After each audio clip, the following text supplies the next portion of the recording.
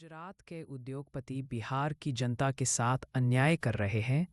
अलका कहलगांव विधानसभा क्षेत्र के जेखोट और नदियामा गांव में कांग्रेस पार्टी की राष्ट्रीय महिला सेल की अध्यक्ष अलका लांबा ने चुनावी सभा को संबोधित किया और कांग्रेस प्रत्याशी प्रवीण सिंह कुशवाहा के समर्थन में वोट देने की अपील की।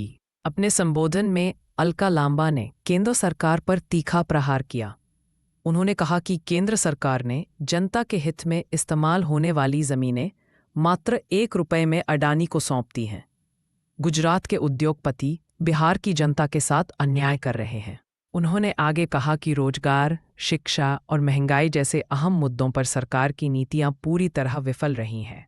इन समस्याओं के कारण बिहार के युवा रोजगार की तलाश में पलायन करने को मजबूर। प्रधानमंत्री नरेंद्र मोदी पर कटाक्ष करते हुए अलका लांबा ने केंद्रीय सरकार पर तीखा किया। मैं भी दिल्ली के 4 विधानसभा लड़ चुकी हूँ।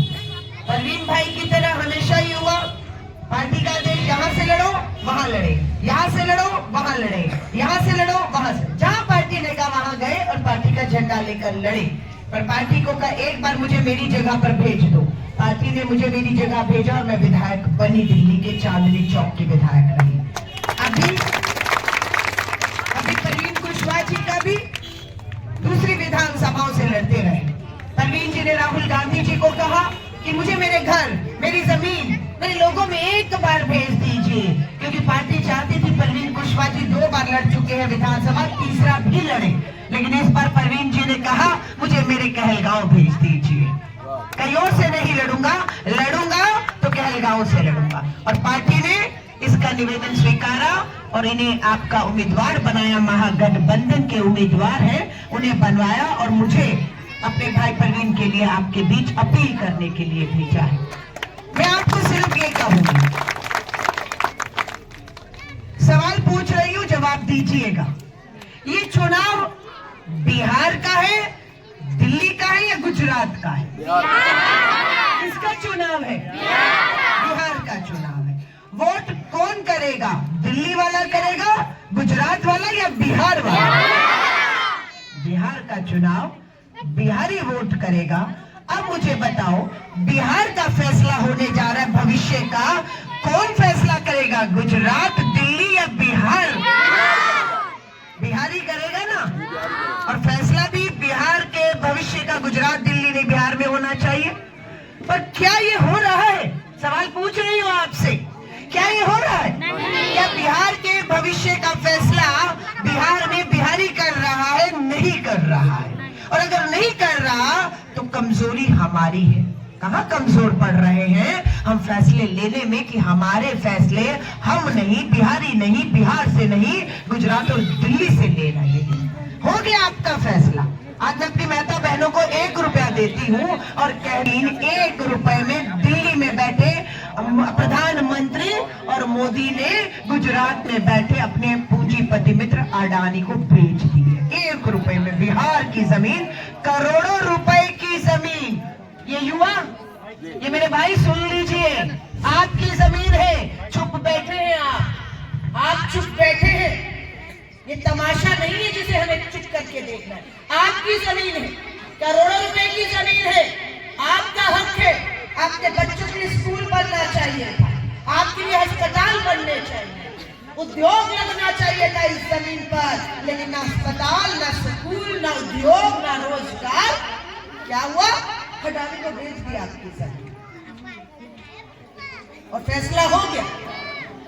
और आपको अगर ये फैसला मंजूर नहीं है तो 11 तारीख को जो वोट होना है उसमें आपको अपना फैसला सुनाना होगा। बदलाव कहलगांव से शुरू करना पड़ेगा, यहाँ से बदलाव शुरू करना। कहलगांव में बदलाव होगा तो पटना में, बिहार में सरकार में बदलाव होगा। और पटना सरकार में बदलाव होगा तो प्रधानमंत्री बनेगा राहुल गांधी। इस सबको विश्वास है। लगातार लड़ रहे हैं दिल्ली में आप लोगों की लड़ाई।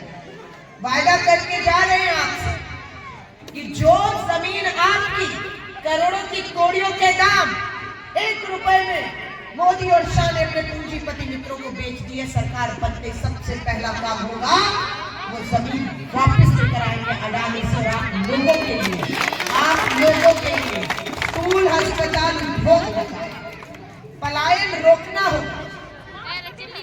आज मैं बहुत सी माओं को मिलकर आई, बच्चों को मिलकर आई, औरतों से मिली हूँ, लेकिन आदमी नहीं है। आपकी समस्या है कि आपका जनप्रतिनिधि आपकी आवाज नहीं बनने को तैयार है। जनप्रतिनिधि का मतलब है वो आपका प्रतिनिधित्व करता है, आपके आवाज को बुलंद करता है, मगर वो आपकी आवाज बनने के लिए जो तैयार नहीं है वो जनप्रतिनिधि होने के काबिल नहीं है। मैं आपको विश्वास दिलाता हूँ कि मैं जो भी काम करूंगा आपके वोटों से, आपके द्वारा, आप जो ताकत हमको देंगे उस ताकत के एक अंश का इस्तेमाल सिर्फ और सिर्फ आपके लिए करूंगा, आपके काम के लिए करूंगा। और जब मैं 5 वर्ष आपकी सेवा में रहूंगा तो आपके ये छोटे छोटे काम तो अपने आप ही होते जाएंगे। यह विश्वास दिलाते हैं और आशा करते हैं कि आप हमारी बातों को समझ रहे होंगे। रही बात बार बार कंफ्यूजन की बात आती है, कंफ्यूजन आफ्ताब साहब खुद भी कहने लगते हैं भाषण में, इसकी आवश्यकता हमको नहीं है। बिल्कुल आप इस बात को सीधे सीधे समझिए कि अगर हमारे पार्टी से कोई खड़ा है हमारे गठबंधन से, तो एनडीए के गठबंधन से भी खड़ा है। आप लोग को पता होगा ना कि निर्दलीय उम्मीदवार कोई एनडीए के गठबंधन से भी खड़ा है और वो उस जाति से आता है जो एनडीए को तो अपने पार्टी के, अपने गठबंधन को तो चोट करेगा, लेकिन वो जो चोट करेगा उसका असर उनके जात बिरादरी के उम्मीदवार पर भी होगा कि नहीं होगा? तो अपने जात बिरादरी का वोट लेगा कि नहीं लेगा? जब वो लेगा और उसको अगर चोट करेगा, और हमारे साथ हमारा परिवार पूरी तरह से इंटैक्ट है। मेरा नारा क्या है आपके बीच? मैंने आपके बीच आते ही सबसे पहले क्या कहा है कि कहलगांव मेरा घर मेरा परिवार। मैं इसी नारे पे चल रहा हूँ, इसी विश्वास के साथ चल रहा हूँ कि जब मैंने ये कहा पहली बार, वो आज भी कह रहा हूँ, आगे भी कहता रहूंगा। और कहलगांव मेरा घर मेरा परिवार कहने का तात्पर्य क्या है? तात्पर्य यह है जब मैं पटना साहिब में चुनाव लड़ा, 80,000 वोट लाया। यहाँ पर अलका लांबा जी हैं, आपको विश्वास दिलाते हैं, सच्ची कहानी बताते हैं। अलका लांबा जी ने कहा कि परवीन सोच लो, कहीं गलती तो नहीं कर रहे हो, 80,000 वोट वहां मिला, बहुत वोट होता है, तुम इसको छोड़ के मत जाओ। लेकिन मैं अपने घर अपने परिवार के साथ आना चाहता था, अपने घर अपने परिवार की सेवा करना चाहता था, आपकी सेवा करना चाहता था। इसलिए मैंने कहा नहीं मैडम, वहाँ जो चेहरा हम देखते हैं वो सब एक नजर में पराया लगता है, कोई मुझे अपनाने के लिए तैयार नहीं है, मुझे बाहरी कहता है। आज आप यहाँ किसी बाहरी उम्मीदवार को क्यों बर्दाश्त करेंगे? वो बाहरी के नाम पर हमको यहाँ आना पड़ा, हमको 80,000 वोट छोड़ कर आना पड़ा।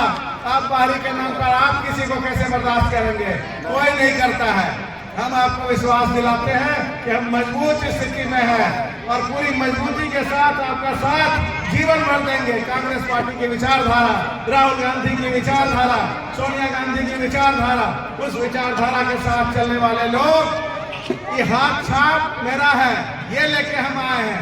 ये विरासत आपकी है, ये मेरी नहीं है। हाथ छाप को किसने वोट दिया 45 साल? ये कह रहा था अभी परंपरागत सीट है।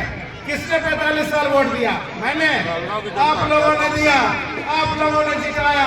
ये आपकी विरासत है, मेरी नहीं है।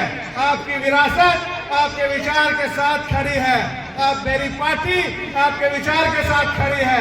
उसी हाथ छाप को लेकर मैं आया हूँ और आपको विश्वास दिलाता हूँ हर समय उस विचार के साथ मैं खड़ा उतरूंगा और कभी जो है आपको इस पर विचार करने का मौका नहीं दूंगा। न झूठी सियासत, न फरेबी सियासत, न झूठी विरासत। सच, सेवा और समर्पण कांग्रेस करेगी इसकी हिफाजत। इन्हीं शब्दों के साथ जय हिंद, जय भारत।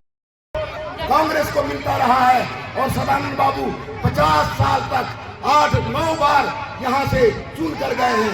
भारत के अंदर जब कांग्रेस की परिस्थिति खराब थी तब भी कहलगांव से कांग्रेस का विधायक चुन कर दे गया है। और बिहार में भी जब परिस्थिति, 4 एमएलए भी जब बने थे तो एक कहलगांव से चुन कर गए थे।